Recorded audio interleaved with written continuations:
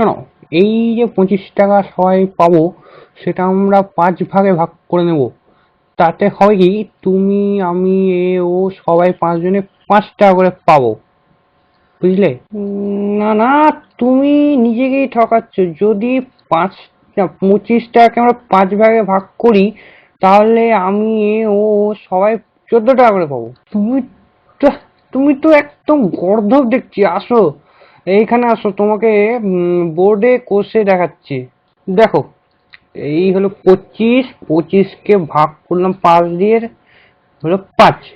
5 2 যায় না, তাহলে 5 যাবে 25-এ। 5 5 25। না না, একদিনে বুঝছি তোমার কেন বাবা পয়সা খরচ করে পড়াশোনা শিখিয়েছে।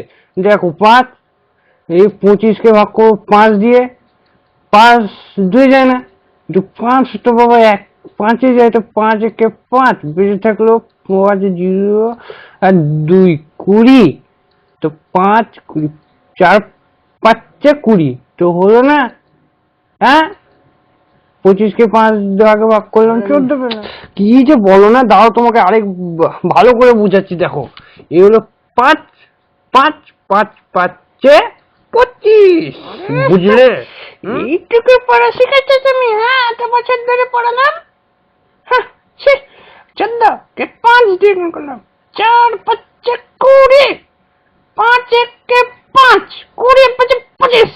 এই নাও তোমার না না, দেখো আমি তোমাদের দেখিয়ে দিচ্ছি। দেখো, এইবার দেখো, 5টা 14 যোগ করে আমি দেখিয়ে দিচ্ছি তোমাদের কিভাবে 25 হচ্ছে না। দেখো, ভালো করে দেখবা কিন্তু।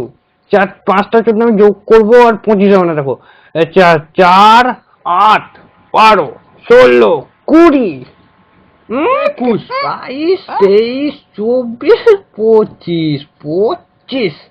তাহলে বুঝলে, বেশি পড়াশোনা করতে হয় না কেন, হ্যাঁ?